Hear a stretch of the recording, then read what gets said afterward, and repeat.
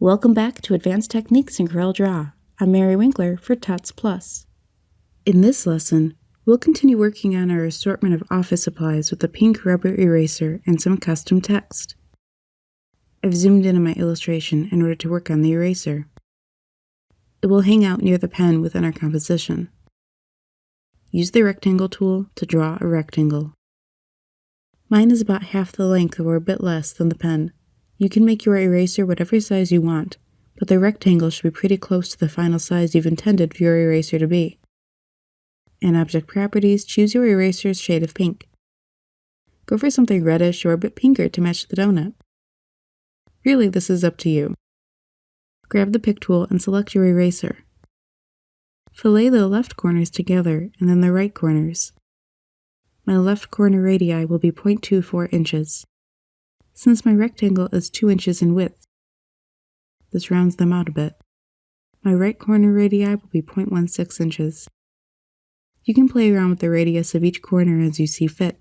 Grab the text tool from the toolbox and either click an area within the eraser shape or draw a small box with it to define your text boundaries. Write a couple words for your eraser brand or style. I'm making mine very simple. Pink eraser.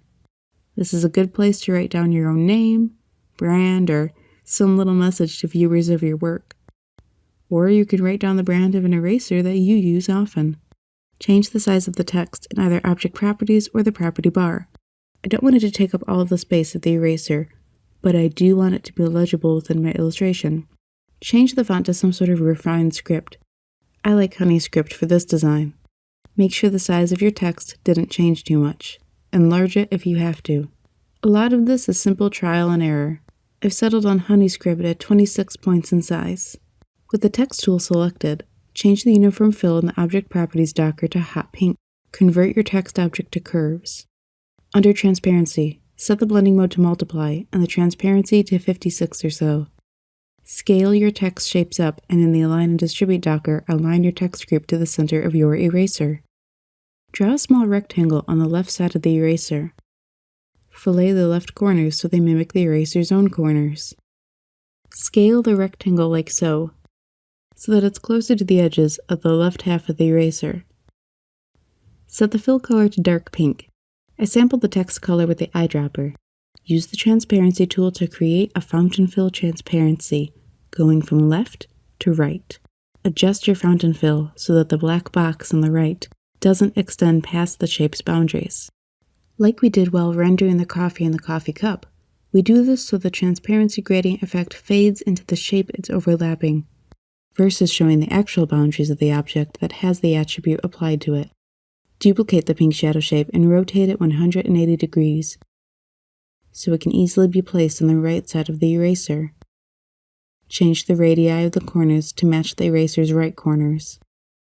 Set the fill color to a lighter pink, and under Transparency, set the blending mode to Screen. This forms a simple, bright highlight on our eraser.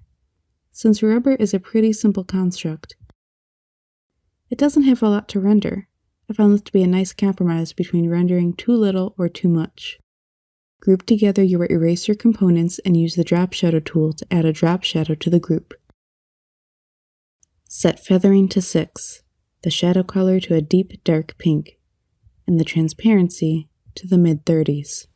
Zoom out with the Zoom tool and rotate and move your eraser with the Pick tool to situate it within the composition. When we have multiple objects lined up horizontally, vertically, or with the same angle, it can create a static, awkward image. As such, I want it to look as though it wasn't planned for the eraser to be where it is.